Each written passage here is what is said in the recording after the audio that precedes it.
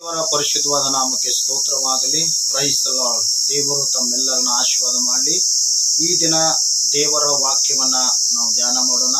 ನಮ್ಮ ಆಶೀರ್ವಾದಕ್ಕಾಗಿ ಮೊದಲನೇದಾಗಿ ದೇವರು ವಾಕ್ಯದಲ್ಲಿ ನಮ್ಮನ್ನ ಯಾವುದಕ್ಕೆ ಹೋಲಿಸಿದನೆಂಬುದಾಗಿ ನಾವು ನೋಡುವಾಗ, ನಾವು ಫಲ ಕೊಡುವ ವೃಕ್ಷವಾಗಿದ್ದೇವೆ ಅಥವಾ ಫಲ ಕೊಡುವ ಮರವಾಗಿದ್ದೇವೆ ಎಂಬುದಾಗಿ. ಅದಕ್ಕೆ ಸಂಬಂಧಪಟ್ಟ ಹಾಗೆ ಮೊದಲನೆಯ ವಾಕ್ಯವನ್ನು ನಾವು ಧ್ಯಾನ ಮಾಡೋಣ. ಯೋಬ 14ನೇ ಅಧ್ಯಾಯ 7ನೇ ವಚನ. ಕಡಿದ ಮರವು ತಾನು ಮೊಳೆಯುವುದನ್ನು ನಿಲ್ಲಿಸದೆ ಮತ್ತೆ ಚಿಗುರಿನೆಂದು ನಿರೀಕ್ಷಿಸುತ್ತದಲ್ಲವೇ? ನೆಲದಲ್ಲಿ ಅದರ ಬುಡವು ಮುದಿಯಾದರೂ, ಮಣ್ಣಿನಲ್ಲಿ ಬೇರು ಸತ್ತರೂ, ನೀರಿನ ವಾಸನೆಯಿಂದಲೇ ಅದು ಮೊಳೆತು ಗಿಡದ ಹಾಗೆ ಕವಲೊಡೆಯುವುದು. ಇಲ್ಲಿ ಮರದ ಬಗ್ಗೆ ನಾವು ನೋಡಿಕೊಳ್ತಾ ಇದ್ದೇವೆ. ಮರವು ತನ್ನನ್ನು ಕಡಿದರೆ ಅದು ಮತ್ತೆ ಏನು ಮಾಡುತ್ತದೆ? ಚಿಗುರುವಂಥದ್ದಾಗಿದೆ. ಅದರ ಬೇರು ಮುದಿಯಾದರೂ, ಅದು ನೆಲದಲ್ಲಿ ಮುಚ್ಚಿಕೊಂಡರೂ, ಅಲ್ಲಿ ನಾವು ನೋಡ್ತೇವೆ ನೀರಿನ ವಾಸನೆಯಿಂದಲೇ ಅದು ಏನು ಮಾಡ್ತದೆ ಅಂತ ಚಿಗುರುತ್ತದೆ ಎಂಬುದಾಗಿ. ಹಲ್ಲೆಲೂಯಾ. ದೇವರಿಗೆ ಸ್ತೋತ್ರವಾಗಲಿ. ಪ್ರೀತಿಯುಳ್ಳ ದೇವರ ಮಕ್ಕಳೇ, ಇವತ್ತು ಅನೇಕರು ತಮ್ಮ ಜೀವಿತದಲ್ಲಿ ಏನಂದ್ರೆ ನಿರೀಕ್ಷೆಯನ್ನು ಕಳೆದುಕೊಂಡಿರ್ತಾರೆ. ಏನು ನಿರೀಕ್ಷೆ? ಅಯ್ಯೋ ನಾನು ಸೋತು ಹೋಗಿಬಿಟ್ನಿ, ಅಯ್ಯೋ ನಾನು ಬಿದ್ದು ಹೋಗಿಬಿಟ್ನಿ, ನಾನು ಸಾಲದಲ್ಲಿ ಬಿದ್ದಿದ್ದೇನೆ, ನಾನು ಚಿಂತೆಯಲ್ಲಿ ಬಿದ್ದಿದ್ದೇನೆ, ನಾನು ರೋಗದಲ್ಲಿ ಬಿದ್ದಿದ್ದೇನೆ, ಪುನಃ ನಾನು ಪಾಪದಲ್ಲಿ ಬಿದ್ದಿದ್ದೇನೆ, ಇನ್ನು ಮೇಲೆ ನನಗೆ ಹೇಳಕ್ಕೆ ಆಗುವುದೇ ಇಲ್ಲ ಎಂಬುದಾಗಿ.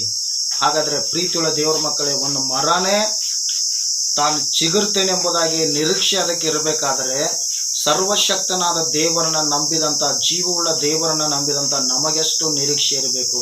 ಹಾಗಾದರೆ ನಾವು ಯಾವುದೇ ವಿಷಯದಲ್ಲಿ ಬಿದ್ದು ಹೋದರೂ ನಾವು ಸೋತು ಹೋಗಬಾರ್ದು. ನಾವು ಮತ್ತೆ ಪುನಃ ಎದ್ದು ನಿಲ್ಲುವವರಾಗಿರಬೇಕು. ಜ್ಞಾನೋಕ್ತಿಯಲ್ಲಿ ಒಂದು ವಚನ ಹೀಗೆ ಬರೆಯಲ್ಪಟ್ಟಿದೆ. 24 ಮತ್ತು 16ನೇ ವಚನದಲ್ಲಿ ಅಲ್ಲಿ ನೋಡ್ತೇವೆ. ಏನಂದ್ರೆ, ನೀತಿವಂತನು ತಾನು 7 ಸಾರಿ ಬಿದ್ದರೂ ಮತ್ತೆ ಪುನಃ ಏಳುವನು ಎಂಬುದಾಗಿ. ನೀತಿವಂತರು 7 ಸಾರಿ ಬಿದ್ದರೂ ಮತ್ತೆ ಪುನಃ ಅವರು ಏಳುವರು ಎಂಬುದಾಗಿ. ನಾವು ಬಿದ್ದೇ ಹೋಗಬಾರದು, ನಾವು ಸೋತು ಹೋಗಬಾರದು. ನಾವು ಮತ್ತೆ ಪುನಃ ಕರ್ತನಲ್ಲಿ ಏಳುವವರಾಗಿರಬೇಕು. ದೇವರಿಗೆ ಸ್ತೋತ್ರವಾಗಲಿ. ಅದಕ್ಕೆ ನೋಡ್ರಿ, ನಾವು ನೋಡ್ತೇವೆ ಕೀರ್ತನೆ 1ನೇ ಅಧ್ಯಾಯದಲ್ಲಿ ನಾವು ನೋಡ್ತೇವೆ ಏನಂತಂದ್ರೆ, ಆ ವಚನವನ್ನು ನಿಮಗೋಸ್ಕರವಾಗಿ ನಾನು ಓದುತ್ತೇನೆ. ಇಲ್ಲಿ ನಾವು ನೋಡ್ತೇವೆ ಏನಂದ್ರೆ, ಯೆಹೋವನ ಧರ್ಮಶಾಸ್ತ್ರದಲ್ಲಿ ಆನಂದ ಪಡುವವನಾಗಿ ಅದನ್ನೇ ಹಗಲಿರುಳು ಧ್ಯಾನಿಸುತ್ತಿರುವನು. ಅವನು ಎಷ್ಟೋ ಧನ್ಯನು. ಅವನು ನೀರಿನ ಕಾಲುವೆಗಳ ಬಳಿಯಲ್ಲಿ ಬೆಳೆದಿರುವ ಮರದ ಹಾಗಿರುವನು.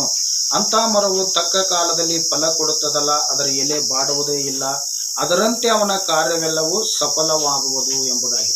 ಹೌದು, ಇಲ್ಲಿ ನಾವು ನೋಡುತ್ತೇವೆ, ಕರ್ತನು ಒಂದು ಫಲ ಕೊಡುವಂಥ ಮರಕ್ಕೆ ನಮ್ಮನ್ನು ಹೋಲಿಸಿ ಅವರು ಮಾತನಾಡ್ತಾ ಇರುವುದು ವಾಕ್ಯದಲ್ಲಿ ನಾವು ನೋಡುತ್ತೇವೆ. ಅಂದರೆ ದೇವರು ಯೋಹಾನ್ ಸುವಾರ್ತೆ ಅದರ ಒಂದು 15ನೇ ಅಧ್ಯಾಯ 16ನೇ ವಚನದಲ್ಲಿ ನೋಡುತ್ತೇವೆ, ದೇವರು ನಮ್ಮನ್ನು ಫಲ ಕೊಡುವುದಕ್ಕೆ ಆರಿಸಿಕೊಂಡಿದ್ದಾನೆ ಎಂಬುದಾಗಿ. ಹಾಗಾದರೆ ಫಲ ಅಂದರೆ ನಮಗೇನು ನೆನಪಾಗುತ್ತದೆ? ಹಣ್ಣುಗಳು ನೆನಪಾಗುತ್ತವೆ.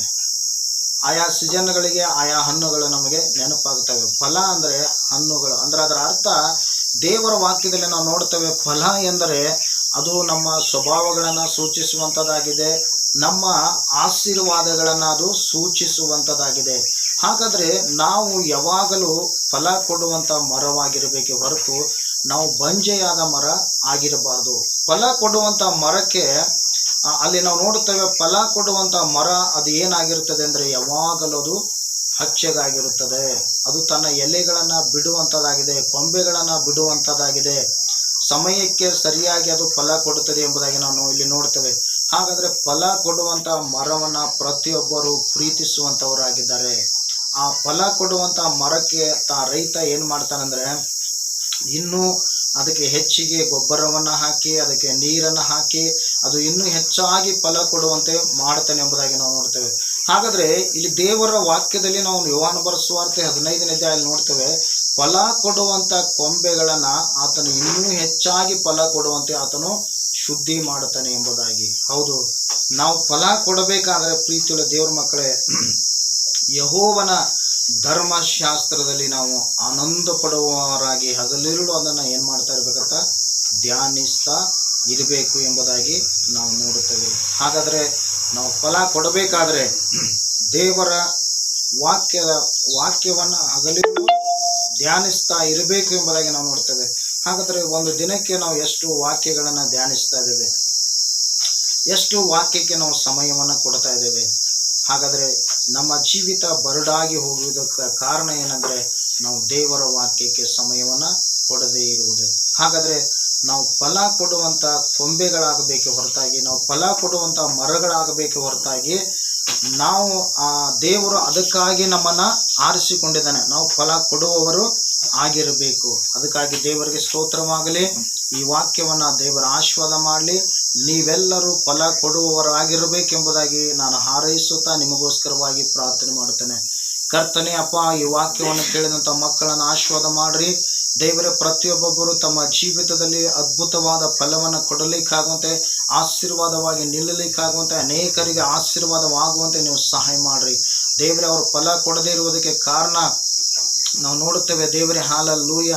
ಯೇಸುವಿನ ನಾಮದಲ್ಲಿ ಫಲ ಕೊಡುವಂತೆ ದೇವರೇ ನೀನು ಶುದ್ಧಿಪಡಿಸು, ಆಶೀರ್ವದಿಸು ದೇವರೇ. ಎಲ್ಲರೂ ಹೇರಳವಾಗಿ ಆಶೀರ್ವದಿಸಲ್ಪಟ್ಟವರಾಗಿ, ಹೇರಳವಾಗಿ ಅನೇಕ ಆತ್ಮಿಕವಾದ ಫಲಗಳನ್ನು ಕೊಡಲಿಕ್ಕಾಗುವಂತೆ, ಅನೇಕ ಆತ್ಮಗಳನ್ನು ನಿನ್ನ ಬಳಿಗೆ ತರಲಿಕ್ಕಾಗುವಂತೆ ನೀನು ಸಹಾಯ ಮಾಡು, ಆಶೀರ್ವದಿಸು, ನಡೆಸು. ಯೇಸುವಿನ ನಾಮದಲ್ಲಿ ಪ್ರಾರ್ಥಿಸಿ ಬೇಡುತ್ತೇವೆ ನಮ್ಮ ಪರಲೋಕದ ಸ್ವರ್ಗೀಯ ತಂದೆಯೇ.